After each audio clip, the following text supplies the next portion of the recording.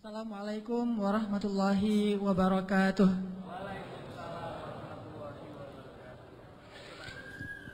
Alhamdulillah, segala puji dan syukur kepada Allah Subhanahu wa taala.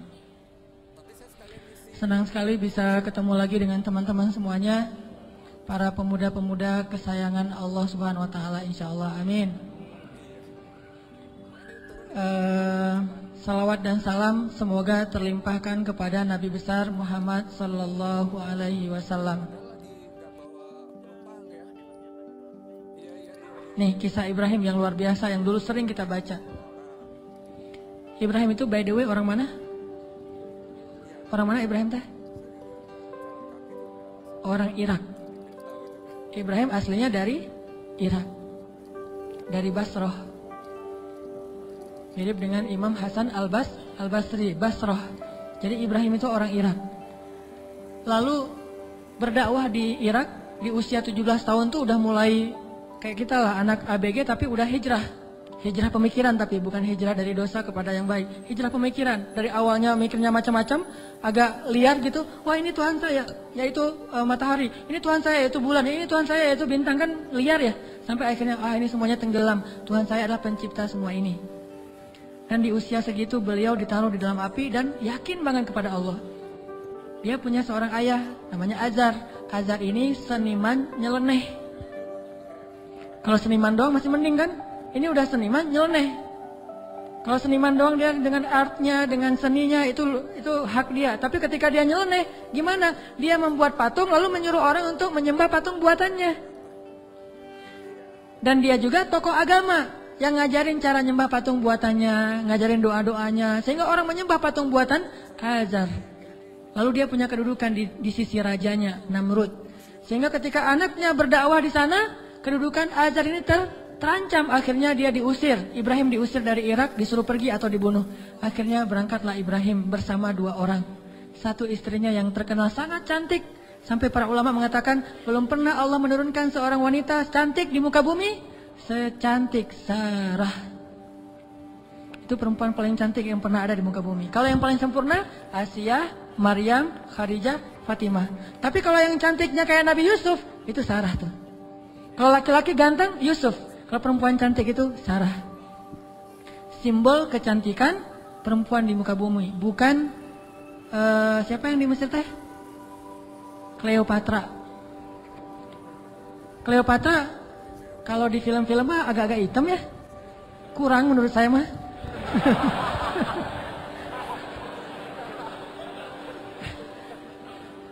Kalau Sarah itu benar-benar cantik tuh. Simbol kecantikan wanita di muka bumi. Nanti kalau punya anak jangan lupa kasih nama Sarah. Sarah. Nah, ditemani oleh Sarah, istri tercantik. Dan seorang murid yang kelak juga jadi nabi, namanya Lut alaihissalam.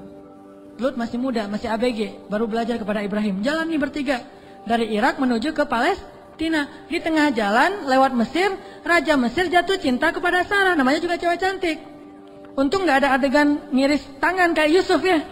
Ngelihat Sarah, wah gitu, nggak. Karena dia bukan nabi, tapi cantik banget. Sampai raja aja yang di Mesir banyak cewek cantik, tapi masih jatuh cinta kepada Sarah. Saking cantiknya Sarah. Begitu tahu Sarah adalah istrinya Ibrahim, akhirnya raja jadi segan, gak berani. Soalnya Ibrahim terkenal dengan kebijaksanaannya, kearifannya, ilmu yang luas. Sehingga lama-lama malah rajanya merasa takjub kepada Ibrahim. Karena tahu ilmu Ibrahim yang sangat banyak, ini menurut sebagian riwayat. Ini riwayat yang terakhir saya baca, ternyata yang paling kuat. Akhirnya raja ini menitipkan salah satu putrinya kepada Ibrahim yang kita kenal dengan nama Hajar. Ternyata Hajar itu menurut sebagian ulama, ini penelitian terakhir, bukan budak Mesir. Hajar itu putri raja. Raja ini punya puluhan anak dari banyak istri karena mereka tidak ada syariat, tidak ada 1, 2, 3, masna wa thulatha wa ruba. Adanya asyarah, isyrun, salasun, 10, 20, 30. Istrinya banyak gitu. Sehingga anaknya ratusan. Salah satu di antara anaknya yang perempuan, putrinya namanya Hajar. Dan Hajar ini putri kesayangan Raja Mesir. Dititipin kepada Ibrahim untuk jadi apa? Nyantri di rumah Ibrahim, belajar kebijaksanaan dari Ibrahim. Dititipin nih. Hajar juga cantik, tapi tetap Sarah paling cantik. Berangkat ke Palestina, bertiga sekarang, berempat. Ibrahim, Hajar, Sarah, Hajar dan Lut.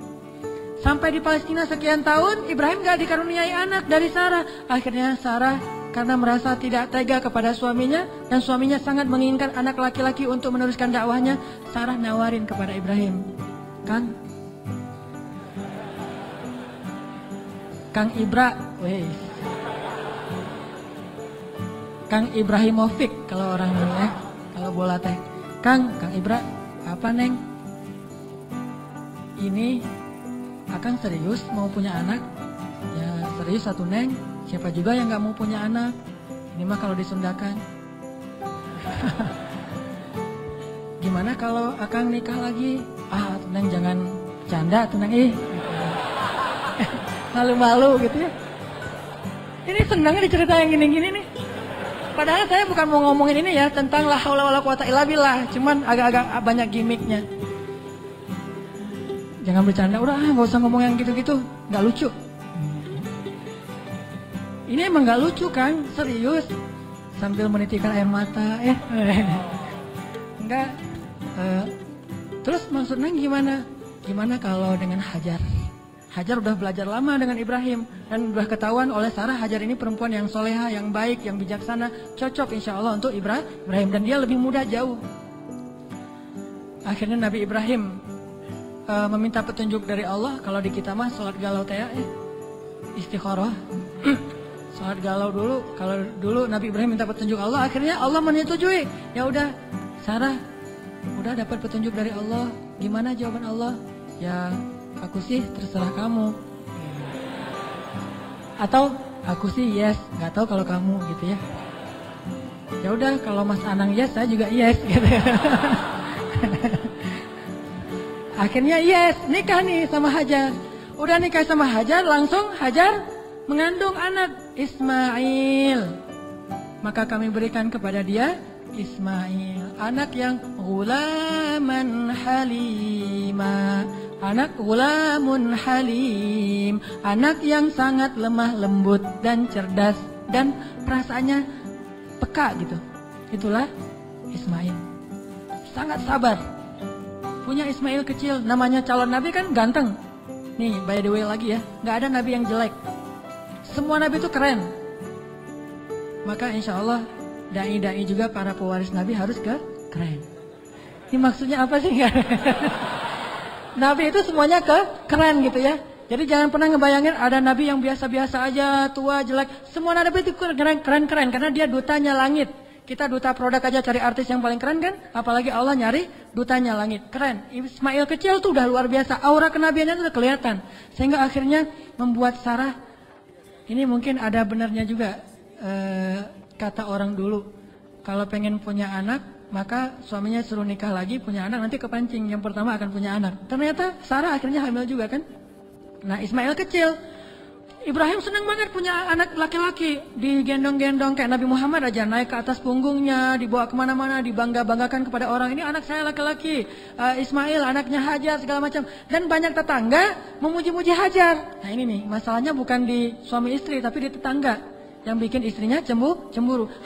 Sarah mah pasti awalnya niatnya baik, gak akan cemburu, tapi gara-gara tetangga, Hajar hebat ya, udah punya anak ganteng, mirip banget dengan Hajar gitu-gitu. Akhirnya Sarah kan jadi panas juga lama-lama tuh. Nah wajar, akhirnya Sarah mengusulkan, janganlah tinggal dengan serumah dengan saya udah gak tahan. Hening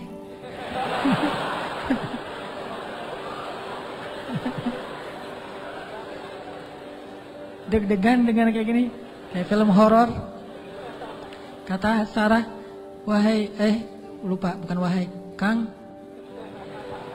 Ibra, Neng teh udah gak tahan serumah sama Hajar.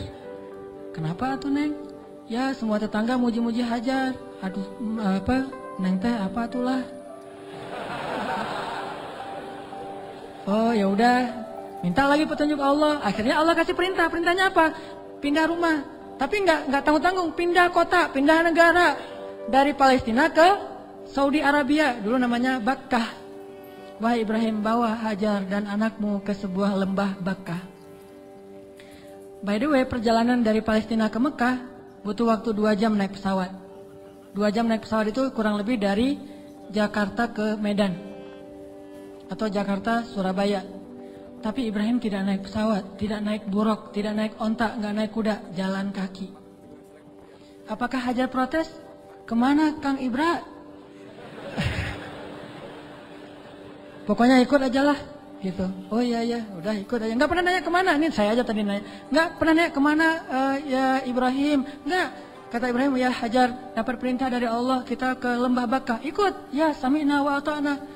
Nggak pernah nanya kemana, nggak pernah naik apa, terus bekalnya gimana, terus nggak ada rest area yang gimana aja, di kilometer berapa, nggak, udah aja jalan gitu. Coba bayangin suami bawa istri, kadang-kadang kesasar muter-muter, istrinya langsung, wah papa nggak tahu jalan, pakai ini atuh GPS. Nggak sabar ya.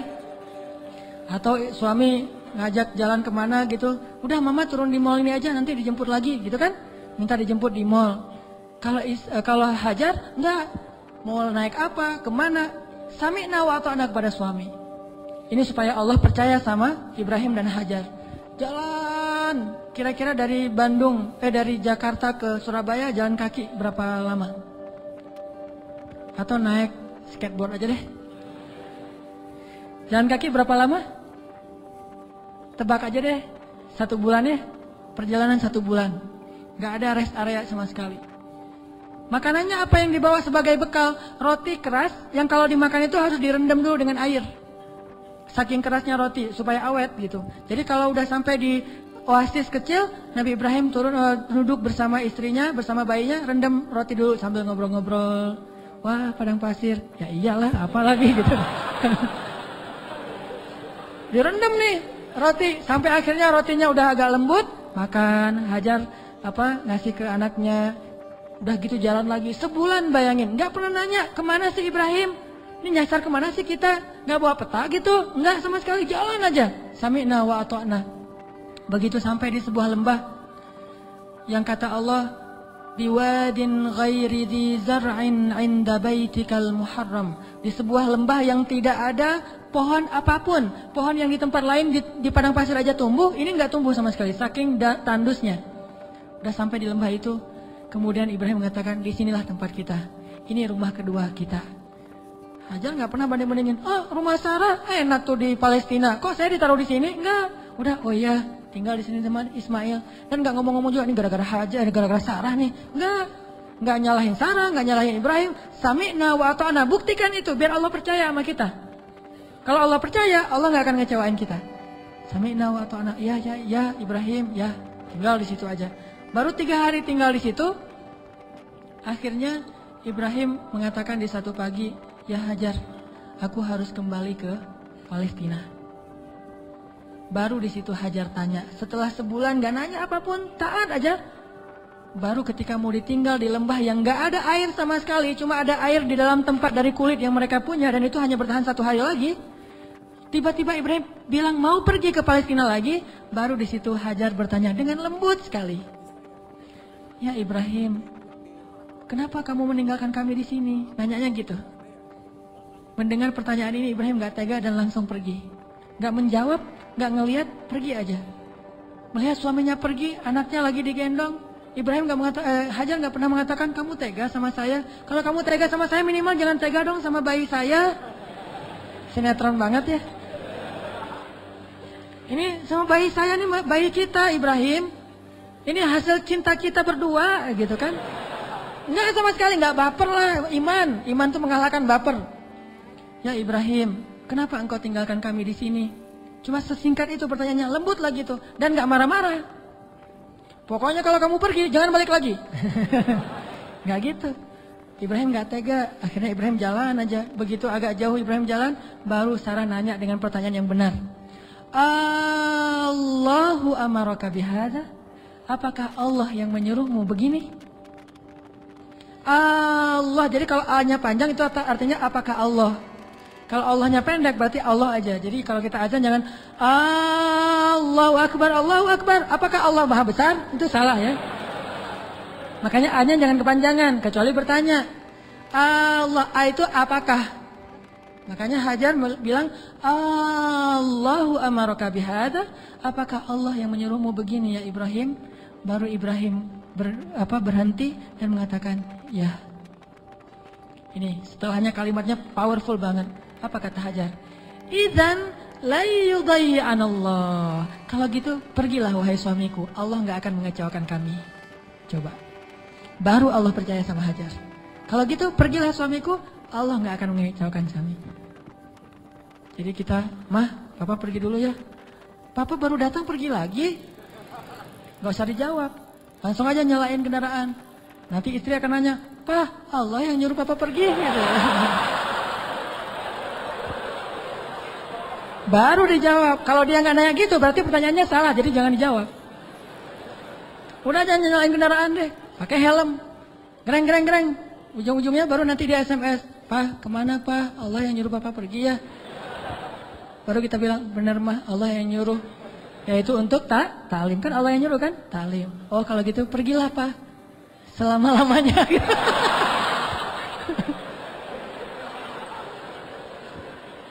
Allah gak akan mengecewakan kami, kata Hajar teh. Idzan la yudayyi'anallah. Kalau gitu Allah tidak akan mengecewakan kami. Itu kata kuncinya tuh. Dan itu gak ngomong dengan gombal ke Allah. Allah Maha tahu isi hatinya Hajar radhiyallahu anha. Makanya Allah percaya banget sama Hajar. Akhirnya pergilah Ibrahim. Gak ngomong, ya suamiku jangan lupa kirim SMS ya. Udah sampai di mana kan khawatir gitu. Jangan lupa kirimin bekal setiap bulan 10 juta aja, gak usah banyak-banyak. Nggak ada bekal. Tahu berapa lama Ibrahim meninggalkan Hajar di situ? 13 tahun. Nggak ada kabar, nggak ada apa-apa. 13 tahun. Kalau kita mah baru keluar 13 jam mungkin. Wah udah curiga nih. Gak pulang-pulang 13 jam. Jangan-jangan pingsan lagi. 13 tahun gak pulang-pulang. Hajar ditinggalkan dengan air hanya bertahan 1 hari aja. Udah gitu Hajar gendong anaknya Ismail tinggal di situ berdua aja di tengah padang pasir. Gelap banget kalau malam dingin, kalau siang panas banget. Dinginnya itu saya karena lama tinggal di padang pasir. Gini-gini saya ini orang padang pasir ya. Jadi kalau malam dinginnya tuh sampai kayak jarum nusuk-nusuk ke kulit. Itu di padang pasir. Dinginnya malam. Kalau pagi, kalau siang panasnya itu kayak kita dibakar. Ekstrim. Bawa bayi. Hari pertama masih aman, masih bisa minum, rotinya direndam. Hari kedua habis air, Ismail menangis. Panik kan? Ini gimana nih? Air cari di mana? Lari-lari yang kita tahu. Naik ke atas bukit. Di mana ada burung yang kalau ada burung berarti pertanda ada air. Nggak ada burung, tapi ngelihat genangan air, turun lari. Karena pengen mendapatkan air buat anaknya yang masih kecil. Sayang banget sama Ismail.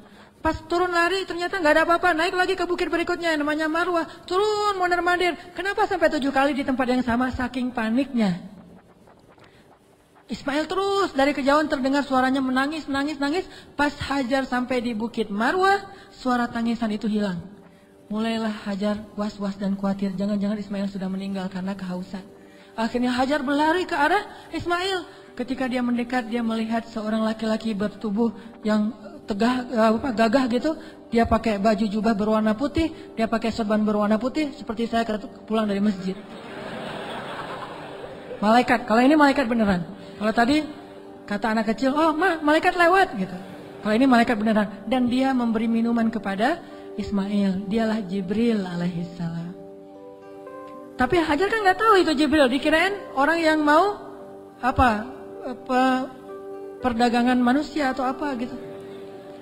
Datang Hajar ke arah Ismail, tiba-tiba laki-laki itu menghilang, namanya juga malaikat, kling gitu aja hilang gitu. Udah hilang, dilihat di bawah kaki Ismail ada mata air yang kita sebut Zam-Zam. Minumlah, mulailah peradaban di situ. Dan Zam-Zam ini mata air paling ajaib di dunia. Paling berkah, seberkah susu ibu kepada anaknya. Kenapa saya bilang berkah? Dia keluar sesuai dengan kebutuhan. Ketika jamaah haji ramai di kota Mekah sampai 3 juta orang, mereka tidak kekurangan air Zam-Zam. Masing-masing minum, setiap datang ke masjid minum Zam-Zam. Pulang dari masjid minum Zam-Zam. Pulang ke kampung halaman bawa Zam-Zam 1 liter, 5 liter, 10 liter. Kan? 3 juta orang tapi nggak pernah kurang dan nggak pernah kering air Zam-Zamnya. Keluar terus untuk 3 juta orang. Begitu musim haji selesai, Zulhijjah berlalu, berganti dengan bulan Muharram, di stoplah haji dan belum dibuka visa umroh. Sehingga Mekah sepi. Kalau kita umroh di waktu itu yaitu umroh transit, kita bisa cium Hajar Aswad setiap kali kita putaran tawaf. Saking sepinya. Tapi air Zam-Zam tidak membanjiri kota Mekah. Kalau lagi rame, keluar banyak. Kalau lagi sedikit, keluar sedikit. Air yang sangat berkah. Keajaiban dari Allah. Akhirnya tinggallah di situ. Yang luar biasa, 13 tahun tidak dijenguk oleh suaminya, Hajar nggak pernah ngejelek-jelekin ayahnya Ismail di hadapan Ismail. Kamu harus tahu, kamu nggak boleh seperti ayahmu nanti kalau udah gede. Enggak sama sekali. Ini imajinasi sejarah ya, biar kita tahu gimana sebenarnya Hajar. Saya nggak, walaupun ini agak herai tapi serius. Biar kita kebayang gimana solehanya Hajar. Kan bisa aja normalnya perempuan akan bilang, pokoknya mama kecewa banget. Jangan sampai kamu mengulangi ini kepada istrimu. Hati perempuan. Gak pernah ngomong kayak gitu. Padahal pantas gak sih Hajar kecewa? Pantas ya, 13 tahun gak ada berita. Dan secara fikih itu udah bisa meminta cerai loh. Secara fikih udah bisa khulu itu minta cerai kepada hakim. Tapi Hajar tidak sama sekali menjelekkan Ibrahim di hadapan anaknya. Apa buktinya? Ketika 13 tahun kemudian datang Ibrahim, Ismail akrab-akrab aja tuh sama ayahnya. Ayah gitu. Oh ini nih mah orangnya nih mah. Nah. Wah udah nih, kan Ismail udah gede, 13 tahun orang Arab kan beda sama kita, 13 tahun kita kan masih culun. 13 tahunnya orang Arab itu udah memimpin pasukan seperti Usama bin Zaid, cucunya Rasulullah, cucu angkat, udah memimpin pasukan tuh 13 tahun usianya. Jadi udah gagah, dan bahasa Allah itu ketika Ismail sudah berusia sebaya, artinya udah gagah gitu. Coba, Ibrahim waktu itu usianya berapa? 101 tahun. Ketemu kakek-kakek 101 tahun, mah yang mana orangnya? Ini. Kan bisa aja kan? Enggak. Mah, siapa itu? Itulah ayahmu Ibrahim, wahai Ismail. Ayah, langsung datang, cium tangannya. Ayah, gitu. Enggak ada seuson sama sekali. Itu hasil pendidikan Hajar yang luar biasa loh kepada anaknya. Dan bukti yang lebih berat lagi, 3 hari kemudian, Ibrahim mimpi menyembelih anaknya. Dan tahukah kita apa jawaban anak itu? Wahai ayahku tersayang. Bahasanya, ya abati. Bukan, ya terserah ayah deh. 13 tahun ditinggalin, sekarang mau nyembelih lagi. Ini bukan hasil pendidikan Ibrahim nih. Ini anak hasil pendidikan Hajar banget nih.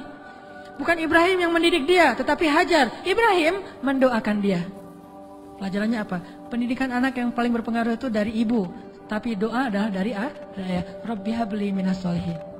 Ibrahim yang mendoakan dia dari langit. Hajar yang mendidiknya di bumi. 13 tahun akhirnya kata dia, ya abati, wahai ayahku tersayang, if'al ma tu'mar, lakukan apa yang diperintahkan kepada ayah, satajiduni insyaallah minas sabirin, akan engkau dapati aku termasuk orang yang bersabar. Jadi gak mau nyusahin ayahnya dalam menjalankan perintah Allah. Dia tahu ayah yang nabi, jadi jangan sampai ayah saya susah gara-gara saya yang gak rela. Saya rela banget wahai ayah, yang penting ayah taat sama Allah, saya akan bersabar wahai ayah. Coba kalau Ismail bilang, apa gak salah ya? Kok mimpinya aneh-aneh gitu? Pasti godaan setan deh, gitu kan? Atau yang lebih ekstrem lagi, ayah tega, udah ninggalin mama, sekarang mau nyembelih saya. Wah, ini bener nih ya, ayah nih. Pasti ini bukan nabi dan segala macam. Enggak marah-marah sama ayahnya. Udah aja, sami'na wa ata'na. Ismail lah gitu. Anak seorang siddiq, anak seorang ibu yang siddiqah, anak seorang ayah yang siddiq, dan melahirkan anak juga yang siddiq. Dan itu bukan basa-basi ya, benar-benar dibawa ke sebuah jabal kurban namanya bukit di daerah Arafah. Di sana Ibrahim udah mengasah parang, golok. Ketika ngeliat golok, Ismail bilang, ternyata serius ya? Kirain tadi main-main gitu. Enggak, serius. Ismail tahu, udah ditidurkan Ismail. Sebelum ditidurkan Ismail curhat dulu sama ayahnya. Ya ayah, ya abati. Abati itu panggilan lembut. Kalau yang biasa ya abi. Jadi kalau kita bilang abi itu biasa. Kalau mau lebih lembut, abati, itu lembut banget. Wahai ayahku tersayang. Ya abati. Supaya ayah tidak berat hati dalam melakukan perintah ini, tolong tutuplah wajah saya, biar ayah nggak ngelihat wajah saya. Takut kasihan. Oh ya, ditutup. Wahai ayah, tutup tubuh ayah dengan kain, supaya darah saya tidak mengenai baju ayah dan dilihat oleh ibu, nanti ibu jadi sedih. Ditutup. Wahai ayah, sampaikan salam saya ke ibu. Saya sayang sekali kepada ibu. Coba gimana hati seorang ayah. Terakhir, ayah, tajamkan pisau itu supaya memudahkan saya. Berarti yakin banget kan? Gak ada sama sekali kepikiran oleh Ismail, tenanglah ntar diganti dengan domba. Gak kepikiran. Itu mah kita yang udah yakin karena udah baca buku. Dan salah lagi baca bukunya. Buku yang kita baca tuh Ismail tiba-tiba berubah jadi domba. Terus Ismailnya kemana? Kan gitu kan bukunya? Padahal gak gitu. Ismailnya dibangunkan, dombanya keluar dari bukit terus disembelih. Bukan Ismail berubah jadi domba, tetap aja anaknya. Cuma ada dikutuk jadi domba kan? Kayak malin kundang. Enggak, itu mah salah dalam catatan buku sejarah. Ya ayah, sampaikan salam saya ke ibu ya. Dan tolong jangan ceritakan ini dulu kepada ibu. Padahal dia tahu ibunya soleha banget dan kuat banget. Akhirnya ditaruhlah golok itu di leher Ismail. Dan Ibrahim mengatakan Bismillah Allahu Akbar. Mau ditarik tuh. Yakin dan Allah tahu isi hati Ibrahim. Mau ditarik. Ismail udah pasrah aja. Udah ini terakhir kali saya hidup di dunia. Baru ketemu 3 hari dengan ayah saya. Pas mau ditarik. Allah tahan tangannya Ibrahim seperti orang stroke. Gak bisa gerak gitu. Baru Allah berfirman, Ya Ibrahim, qad saddaqtar ru'ya. Engkau sudah membenarkan perintah. Allah udah percaya sama Ibrahim sekarang. Ditahan. Akhirnya kata Allah, angkat Ismail. Ini adalah balaun mubin. Inilah ujian yang berat untuk melihat siapa yang benar-benar beriman. Gitu cara Allah percaya sama kita. Lewat ujian hidup kita, lewat masalah-masalah kita. Apakah kita masih yakin sama Allah? Sampai ke titik darah penghabisan masih yakin sama Allah? Justru di titik itulah nanti Allah percaya sama kita. Allah ganti semua musibah itu sebagai rahmat. Allah kasih dia seekor domba yang sangat besar. Dan kelak itu menjadi syariat yang sangat indah bagi kaum muslimin. Diabadikan sepanjang masa, ribuan tahun dikenang. Ini bukti. Maka buat Allah percaya sama kita, maka Allah gak akan mengecewakan kita. Ingat kata-kata Hajar, la yudayyi'anallahu idzan. Kalau Allah yang memerintahkan gini, berarti Allah tidak akan mengecewakan saya.